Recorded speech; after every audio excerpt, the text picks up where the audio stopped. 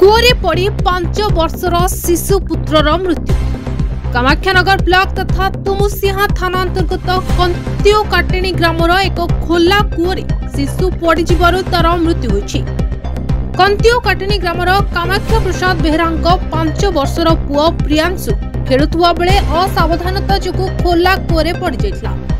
खबर पाई अग्निशम विभाग घटनास्थल में पहुंची कूअरु पंप साहाय्य जल निष्कासन पर शिशुर मृतदेह को उद्धार करथिले। एही घटना प्रचार हेबा परे ग्राम रे शोकाकुल परिवेश सृष्टि होइछि।